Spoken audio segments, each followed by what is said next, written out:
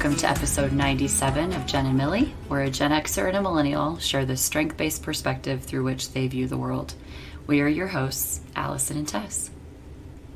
Hi, Look at me doing the introduction without a cheer or messing words up.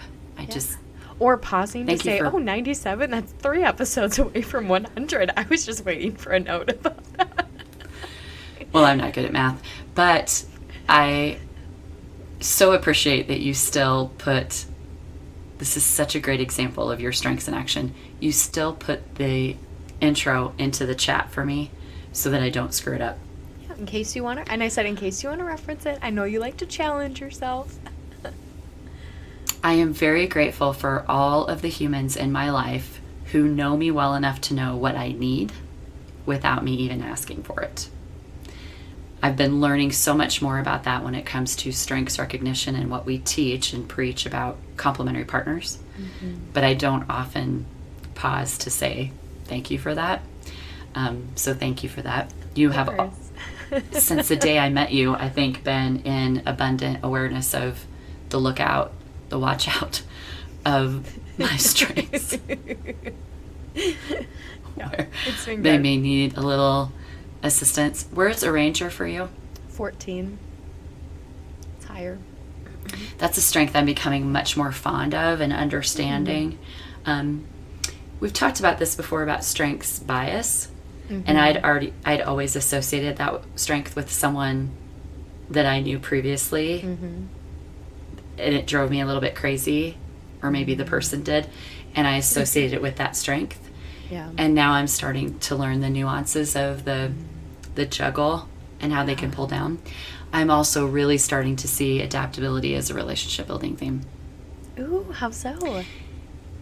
You all provide psychological safety in times of exponential change and growth. Because there's this consistency and steadfastness, like not being rattled by...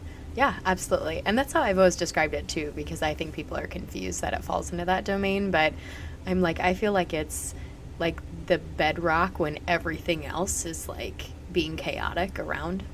Mm-hmm. Yeah.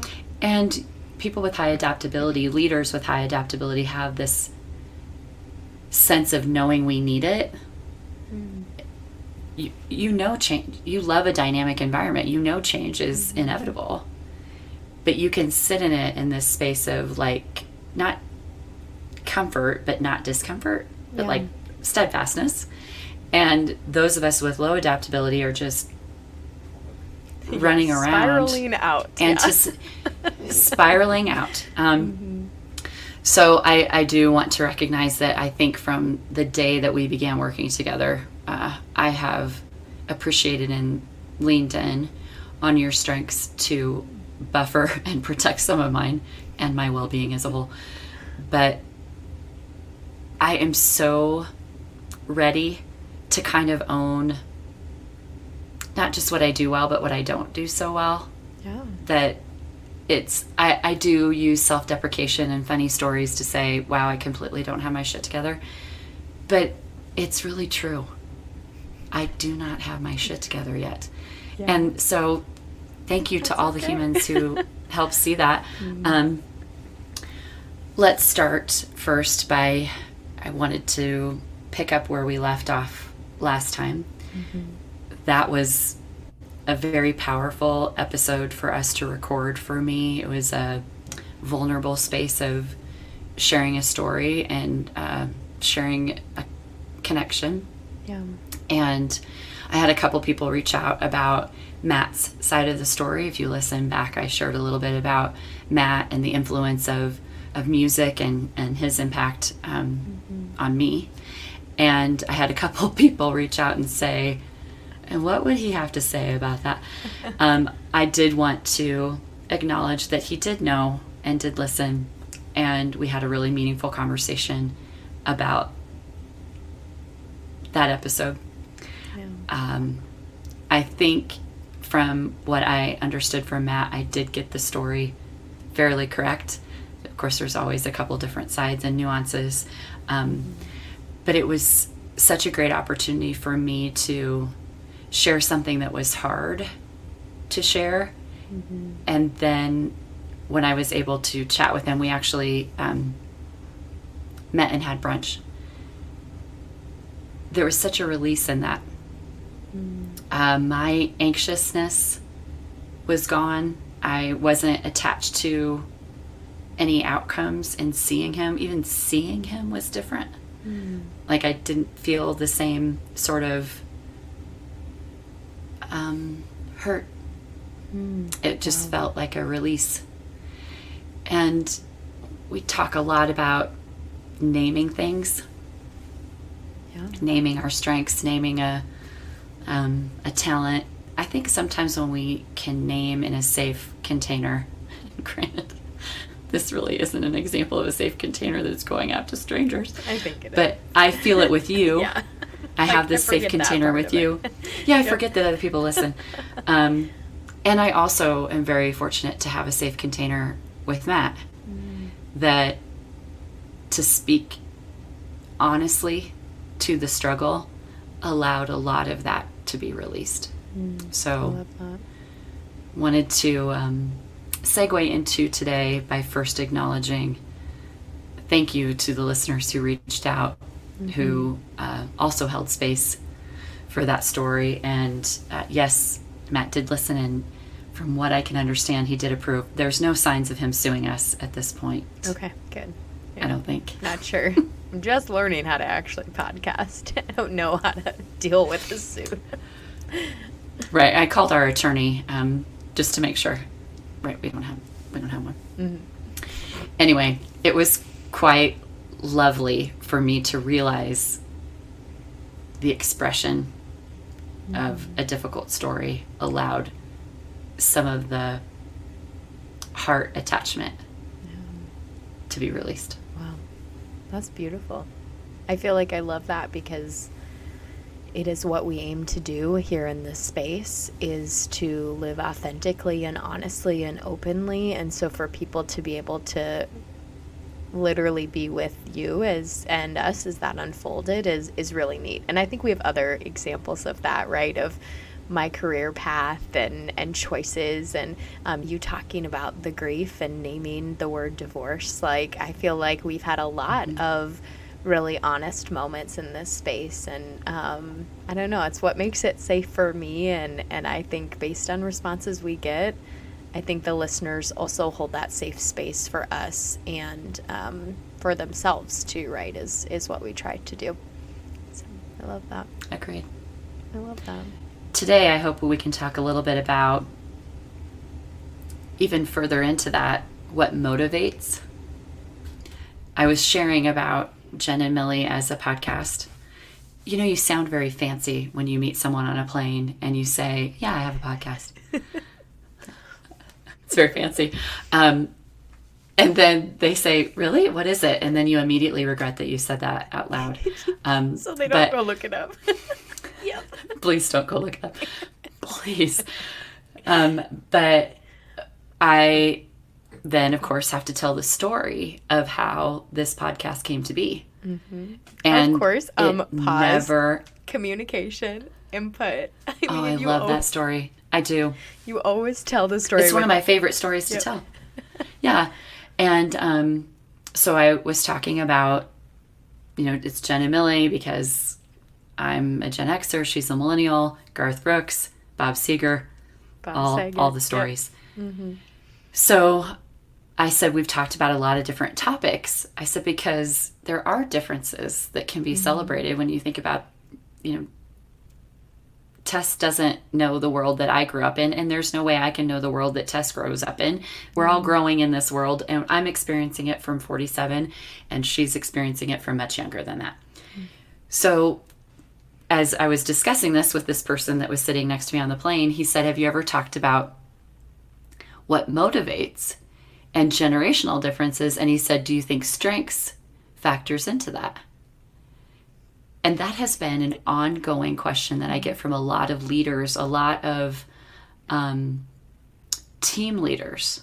Yeah. Like, help me know what motivates this person that I don't feel like I understand. And the first question I ask to leaders when they say, I don't understand what motivates this person, I say, Have you asked them? Have you asked them? That's a good question. I also think in a lot of coaching, and you probably have experienced this too, sometimes when you ask the individual, what motivates you? We don't even know that we can name it. Yeah. Yeah, for sure. It's like not even being able to name sometimes your talents, right? Or what are your life limiting, paradigms that you function under.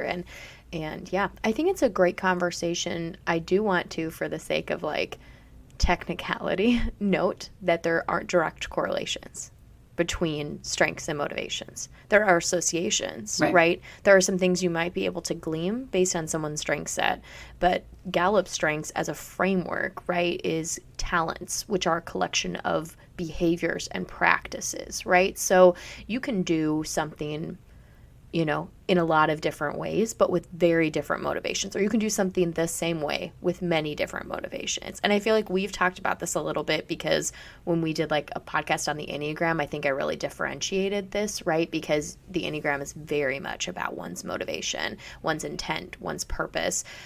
Because you and I can both walk someone across the street, an older person that needs help crossing the street, right? You might be motivated out of your empathy, right? Out of your like wanting to help, right? I'm strategically thinking, right, about like, okay, what are the potential accidents that this could cause? Okay, if I get this person across faster, then traffic can move more quickly, right? Like all of these things, like I might be motivated by a need for public safety, right? For a need for congestion. You might be motivated by the fact that like, oh my gosh, I can't imagine this person who's struggling even to do something basic, such as crossing the street, right? And so we can have the same exact practice, the same behavior, the same talent, right, to make something happen, which that's where our strengths lie, right? But we might be coming at it from a different motivation. And that doesn't mean we can't have the conversation, because there are definite areas of association that I think there are a lot of ways in which our strengths are related to our motivation, but it doesn't mean that they're exact, right? Like you can't say, oh, you have the strength of a ranger, right. You have the strength of connectedness. This means you must be motivated by this in your life. Also, I think it kind of leans back into what we learned early in our strengths education about how these are sitting there in neutral until we choose to apply them. And I don't know, I mean, I think of Shane every time I say this, that I have had enough time. He used to say a lifetime's not enough time to know the nuances of your top 5. Mm-hmm. I don't know that I've had enough time to investigate them as these rich tools that help me be my best self. Yeah. I'm also really learning about how there's natural protectors in my top 5. Like my strategic protects my empathy and vice versa. And my connectedness often will help my input.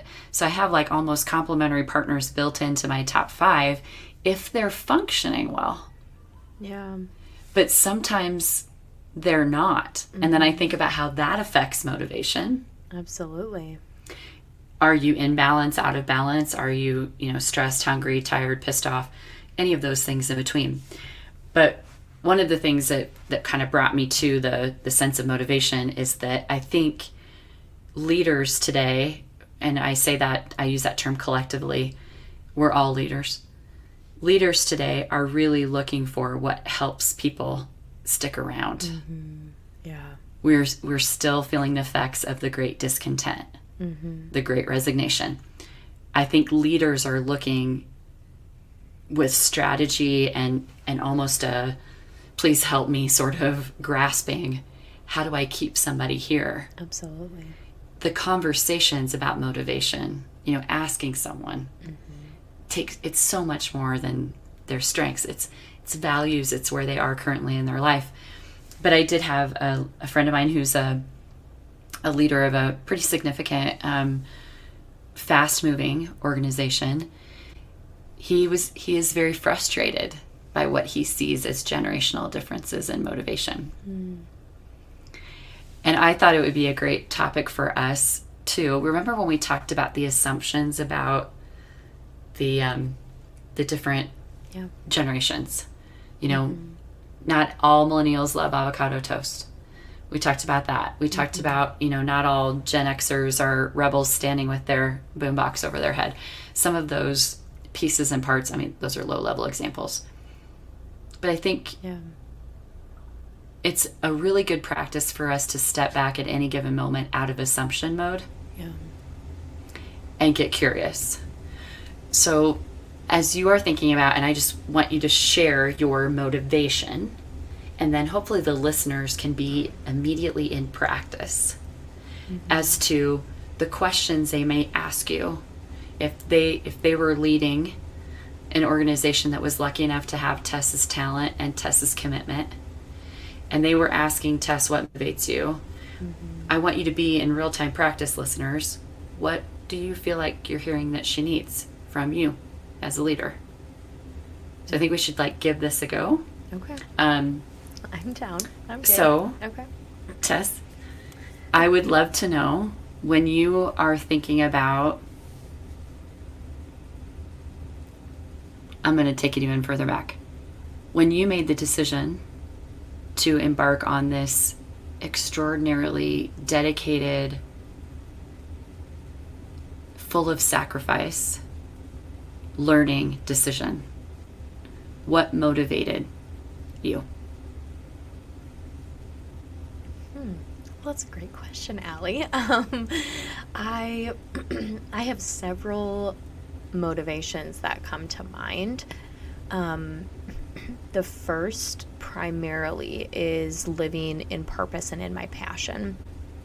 And that, I would say, is a big one, was the desire to, as I've talked before, not repeat what the generation above me, what I saw as parents who worked to pay bills to be able to have time off.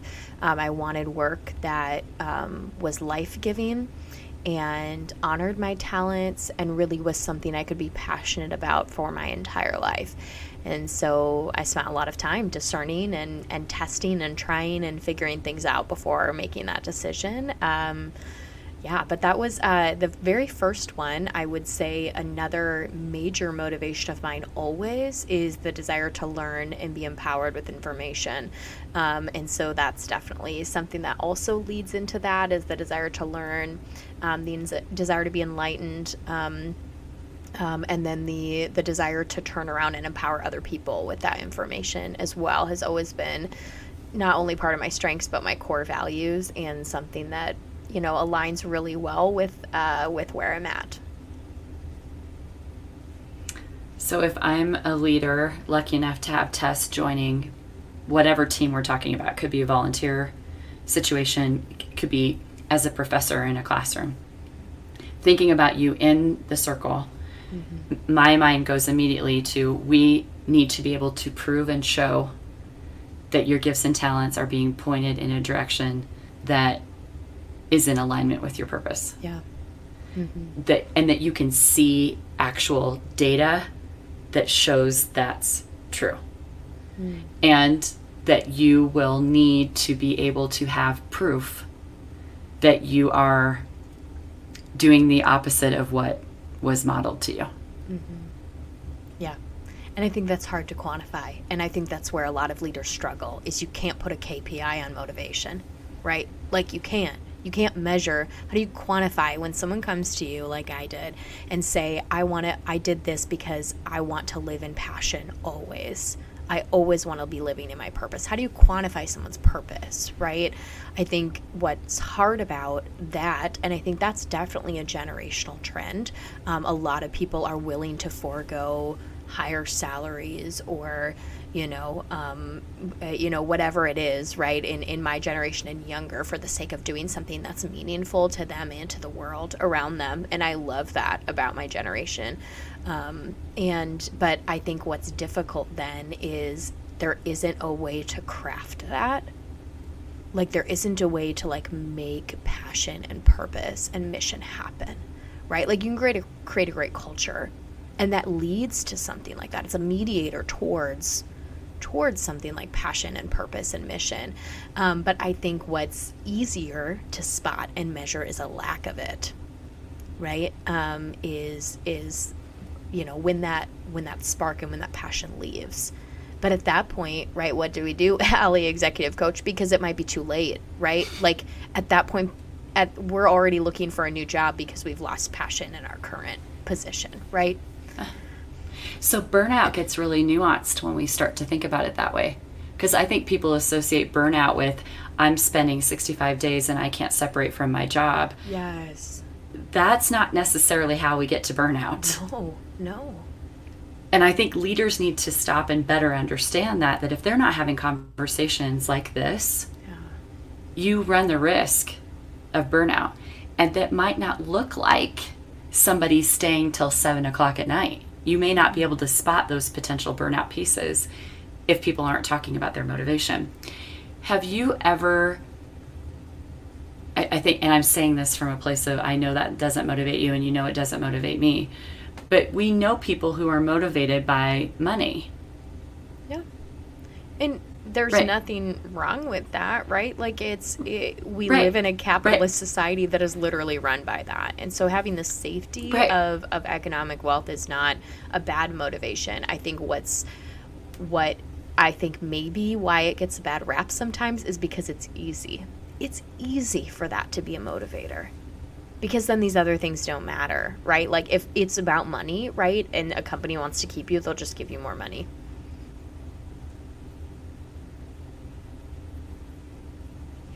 It gets a lot harder to ask the questions that really get to the root if it's not money. Yeah. And I think that like some people, that's like high on a motivation list. And I get that. I mean, it's high on my motivation list. Like I need economic security as someone who is financially independent. But I think most people, it's not going to be the only. And that's the sticky part, is like if we lived in a vacuum where we had one motivation and one motivation only, yes, there's probably going to be a lot of people who could fall right into that bucket. And therefore, we'd have a lot more satisfied employees in the world, right? But there's a lot of people we don't fall neatly into buckets like that. And that's the beautiful part of like human beings as we function, is like we can have more than one motivation and sometimes they conflict, right? Like sometimes they get in the way of each other, because what happens when there's an offer for more money, but it's not in alignment with your talents, or it's in a different place than your family, and being near your family is really important, right? Like, I mean, and that's a whole different rabbit trail we can go down to, right? And that comes to like almost Maslow's hierarchy of needs, right? Like in your life, what is the most important motivation for you when they do conflict with one another? So generationally, we've seen a lot of shift in that. And I've had a couple conversations with friends that are my age about our mothers. And you didn't see a lot of moms out running marathons. You didn't. Sure. You didn't see a lot of moms having a side hustle. You didn't see that. You saw a lot of moms invested in what moms did at that time, which was raise 2 kids and support the home. And we dug in a little bit further. Could we name a parent that we had who was like in their purpose? Our dads were not talking about purpose. Our moms were not talking about purpose. And my friend Sarah is so good at this. She helps me so much. She reminds me when I get frustrated by other people. They don't know what they don't know. Yeah. And the information that we now have at the ready was not there. They were not having conversations about this. And it's given me more empathy for my moms and other people who I've questioned, like, didn't you have any motivation? It looked different based on social norms. And I think some of the expectations. And I think that's where a lot of the generational disconnect comes too, because I think there's a lot of people who look down on younger generations and call them unmotivated, right? Because big piece of our generation is like striking really great work, not like work-life balance, but having like an integrated life where you can go and you can take breaks during the workday, or you can easily travel and being able to put things down. Like, I feel like that's becoming more and more of a priority for my generation and younger, because of, you know, increased burnout and lack of motivation, not because we're unmotivated, right, but because we're in contexts which don't honor the motivations that we came in with necessarily, right? And so I think the bias, though, and the disconnect is the assumption that there is not motivation in place, right? Or the motivation is my motivation, which for a lot of older generations, like, and not to, you know, these are not all encompassing statements either, but like, it's like I grew up with my parents who were like, we work hard, we support our family, we, you know, have our values and our practices that we believe in, and that's what motivates us. Our family, being, you know, financially able to get by, working hard, investing in the community, like, and for, you know, for a lot of people, that's not necessarily a top priority anymore, just like we know the shifts of generations. And so I think that's where a lot of bias and assumption comes into play, is that my motivations are the correct motivations and the right motivations, and you have deviated from that, and therefore your motivations are not true motivations, so therefore you are unmotivated. I agree. And I think that as we see continued generational shifts in the workplace, there needs to be open dialogue for this. I don't know. I don't really have an answer yet, and I am asked this a lot. I don't know how to help tee up those conversations unless trust has already been built to be able to ask someone such a vulnerable question. I also don't know that there's a question that can be asked if the person hasn't done the work of self-awareness. Yeah, absolutely. And self-awareness, as we've talked about many times, is so underrated. I'm getting better now at 47 at recognizing how I actually show up. I am getting so much better at that. It didn't come naturally to me because I thought I needed to participate in a box and a label that was me, who I was supposed to be. It took a lot of work for me to get to a place of authenticity. And now that I'm in it, I kind of don't have a lot of tolerance for faking it anymore. Yeah. Like, it turns out I really like to be alone. Which I love. Can we just like celebrate that for a moment? Because remember early on your talks of being afraid to be alone? Because you've never been in a place in your life in which you have been.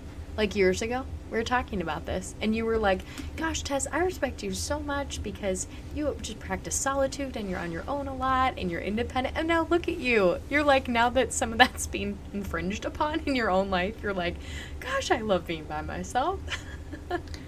It's a need.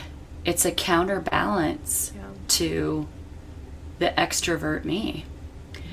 But it was a best practice when I was 7, 8 years old, because I would head off to explore on the farm by myself in quiet solitude.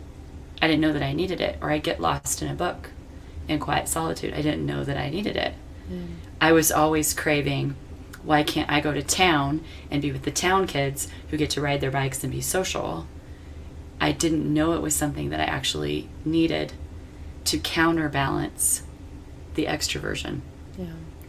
And now that we're returning to more people around, I got a lot out of a time of pandemic.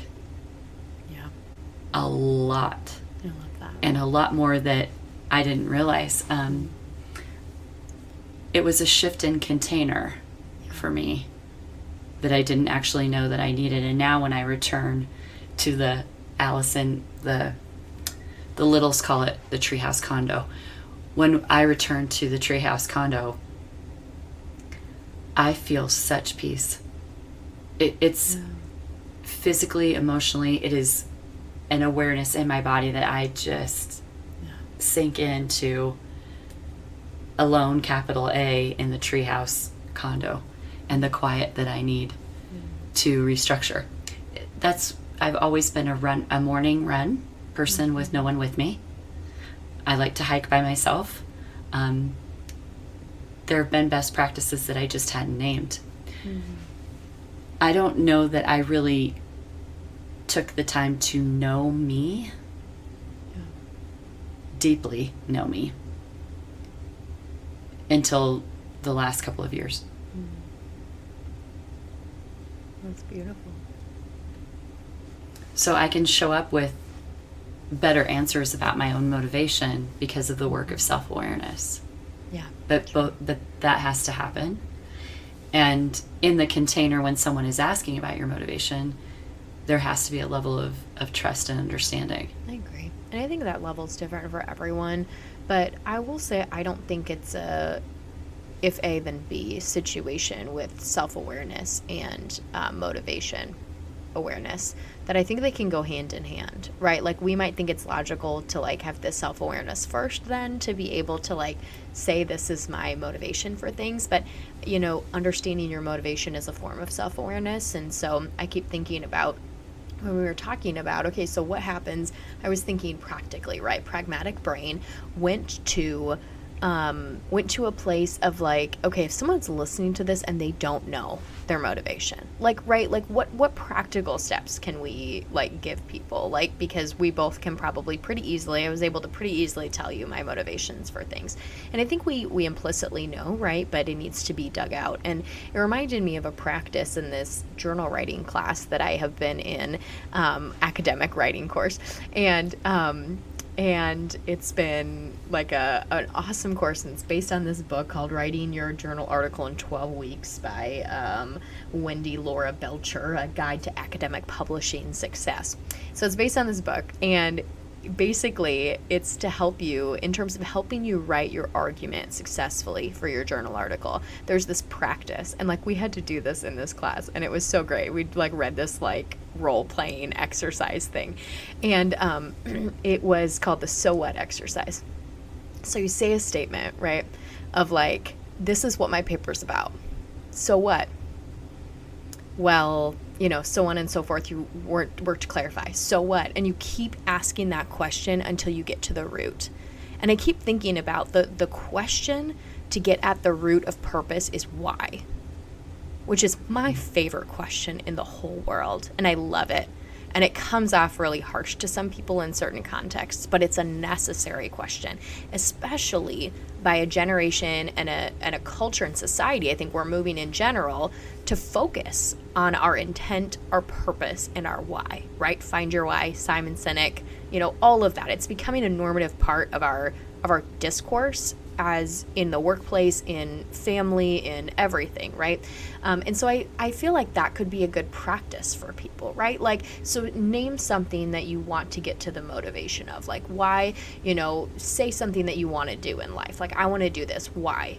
Well, I think it would. Why? Like, continue to ask that question and probe it in order to get to your root of why. Because I think this, we have, I almost envision it like our core motivation, things that I was able to easily resuscitate, the things that you've shared, I think are these core emotions. And it's like, right, I'm trying to think of the only imagery I have is like an onion in the ground, right? It's like a root vegetable.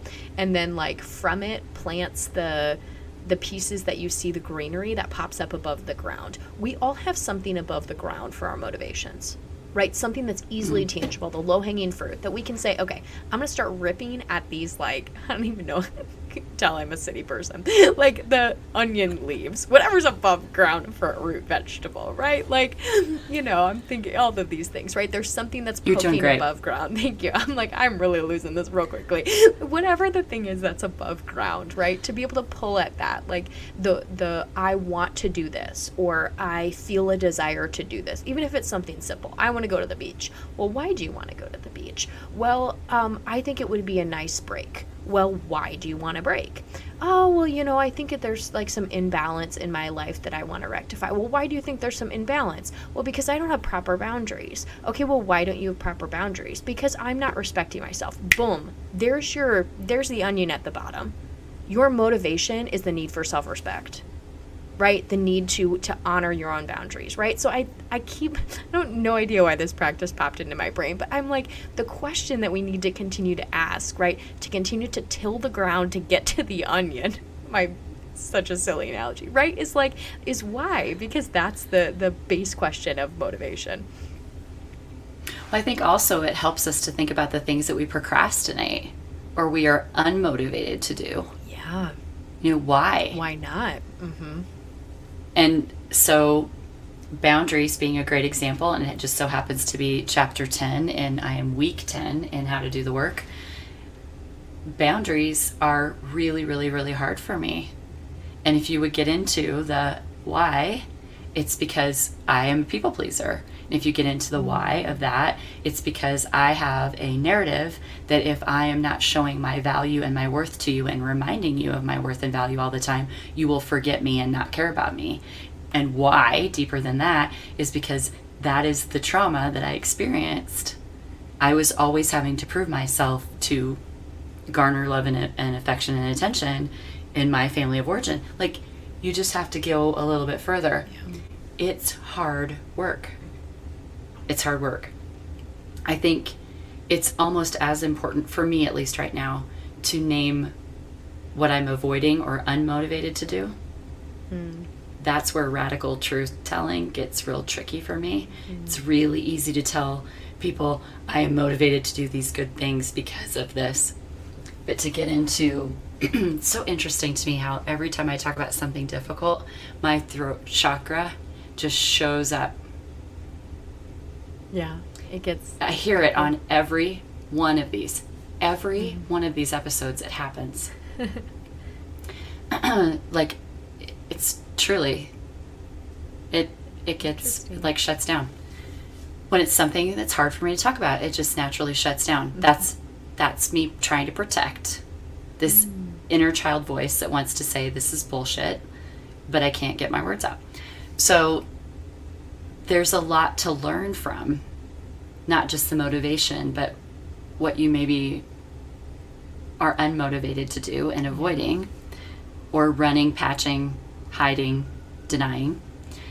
And that is where, to me, the deeper, this is more turnip level, root vegetable, you really got to get in there. Yeah. And nobody wants the dirty hands of digging. Yep. It's tough work, and that's, and I think that's good to acknowledge both our not, and I wouldn't necessarily, I think the term, I have a hard term with the term unmotivated, because I think it's not a I would say maybe of motivation. It's like productive and destructive motivations, right? Like, I'm thinking of a way to reframe that. What we're procrastinating, acknowledging, or what, I mean, to me, it's totally attached to motivation. Yeah. And the things that we are procrastinating, but that's kind of where I'm going, right? The things that we procrastinate, it's not that we are unmotivated. We have a different motivation, right? It's an insecurity, if it's a lack of time, if it's worried about what people will think of the product that I will produce, whatever it is, right? It's not really that you don't have motivation. It's that you don't have motivation that's leading you to actually execute whatever that thing is that you're procrastinating. And that's where I'm like, that's why I want to reframe it, right? It's, When you look at your beautiful 34 report, your Gallup Strengths report that's color-coded and has all of those colors that help you know where you are dominant. Yep. You lead with... the specific strengths or domains? Oh, I lead with strategic thinking. Domain. And I think there's an entire wealth of information in that I've been able to harness and learn a little bit more about. It does not mean, and you've taught this so well over the years, and I was listening. I was always listening. I use a lot of the knowledge that you extended to me when I'm trying to teach to others. Those 4 domains are not limited. It doesn't mean that you don't put your pants on every day, execution. It doesn't mean that you don't build relationships. It doesn't mean that you don't think.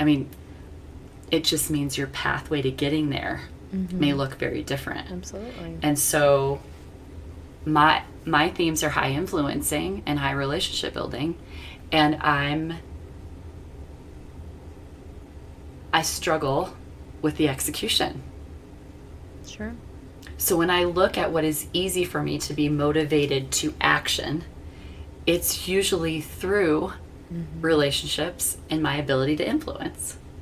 It's not a direct path of, here's what needs to be done, go do it. It has this like weavy, long, wavy, in and out road of, but how will that affect people? Yeah. And who's going to be pissed off about it? And what about all the other things that I'm supposed to do for these people over here? Absolutely. And I'm just getting into the recognition of that. Yeah, that's good. And I think like similar, right? It's if you're procrastinating, to use that word, like, or not doing something, it doesn't mean you have necessarily, right? You can justify it in one way as having low executing themes or not being dominant in executing. You can also justify it as some of these tasks that you're procrastinating don't naturally align with where you're most gifted, right? So then how do you help increase positive, motivation is by infusing those things into those tasks, right? How can you infuse building relationships into some of these things that you might be struggling with? Like, how can you infuse influencing into that space? And it makes, I think about this, and I'm just verbal processing with you right now because of this conversation, but I think about when I've had tasks that I have not wanted to do, I literally think about them as a puzzle or a race, or I think about that, and I'm like, never thought about this before. I'm pulling on my strategic thinking dominance to say, okay, oh my gosh, I don't want to have to ride the metro or go this place. Like, it's just out of my way. It's another task. And I keep thinking, like, I'll think about, okay, can I find a creative way to get there? Like, I haven't been into this neighborhood. Maybe I'll bike through there instead of the quickest path in order to get there, to like make it fun, right? But like in the end, like it's my brain saying, how can I infuse like a strategic manner into this? And, I even think about when I popped a tire on my car in Omaha, and like frustrating, as all get out, but like my adaptability bumped into action, and then my strategic thinking helped me cope with it to say, okay, my commute is so much longer because I'm on a spare tire right now and for multiple days before I can get in. And so instead of taking that commute and saying, this is frustrating, I'm going to go through all of these neighborhoods in Omaha I've never gone through before. And I'm starting out at 40th and Dodge, basically, and I have to get to 114th and Giles. How can I get there? How can I hit all of these? I'm going to hit all the 60s today. I'm going to hit all the north-south. Like, literally, this is how my brain functions. And it was like, I just turned it into a game. And I was like, I'm going to be able to get there if I'm starting out at these coordinates, and I need to end up at these coordinates. And it's so funny that, like, we're thinking about this now. I'm just, like, verbally spewing. But that's what, like, we do with these areas of dominance that we have. And I think that's a way to, like, reframe and infuse talent and strength into the places that we feel a lack of positive motivation, right? A lack, or we feel increased procrastination, is to say probably those things on our list, it's not that we can't accomplish them. It's never that we can't accomplish them. It's what are we missing in those spaces, and how can we infuse what we need to be really positively and productively motivated around those items. Well, I'm just thinking about the things on my to-do list that keep showing up on my to-do list because I just transfer them over because I don't really want to do them. And how I could reframe them through a strengths lens is a completely different way at looking at the task. Yeah. I even think about... I was going to say, even think about, was it Jerlene that always talks about, like, for every job, there's someone who loves to do it. And she talked about her expense reports. And I think about even something like that, right? Allie, you're not going to be one who's going to love to do her expense reports, right? What if you held an expense report party where everyone brought in a cup of coffee? We all sat around the table at the end of the month and we all did our expense reports together. Like, let's build a relationship while we do our expense Let's just reports. all have hell at the same time, basically. Yeah, so we can cope through it together. I was thinking, there are things that are going to require me using my less dominant hand. This is like me using my left hand to do the expense reports because I don't want to, but also because I'm not motivated by the numbers. Yeah. I'm not motivated by the numbers. That does not motivate me. What does motivate me is when I think about it from a perspective of heart. And so this is I'm verbal processing now. If I can attach a memory with each of those expenses, like, oh, that's right, I have an expense report because I got to spend time with the team building a strategic plan in Omaha. I love that. And later I went to dinner with Lauren. I mean, if I'm able to attach a memory that connects to the heart as I'm processing those, I'll be more likely to want to get after that task. That is so great. I love that. I love Jeez. that. Wow, we just came up with best practices right here in real time. That's why having these conversations is important. I love that. I love that. Oh, that's so good. I think those are really good practices. So I'm thinking about, like, even action items for people that are listening, like, number one, what motivates you, right? And using the why exercise, like, to get there if you need to. And then number two, where you feel a lack of positive, productive motivation and or increased procrastination, what are some practical applications, of your strengths in order to increase motivation in those areas? Yeah. Gosh. Brilliantly said. Brilliant. Like, oh, I'm going to go turn around and apply this to myself today because I have things that I have been procrastinating that now I'm really excited to go do because I'm going to make it a game and going to think strategically about this. I love that. I love that. What else? Anything else for our listeners today? This is like nice conversation. I think this was good.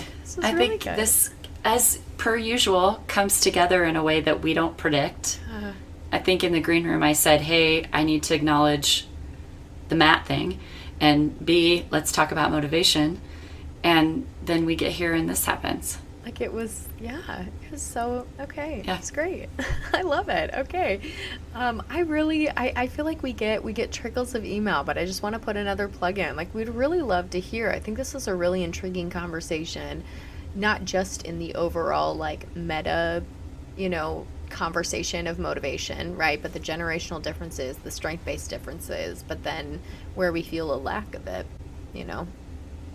So I'd really love to hear from people. I feel like we've had a little bit of a trickling off of responses. So I'm just going to put in, if you made it to this point in the episode, we read them and we love to talk about them. And so please send them our way. I love it.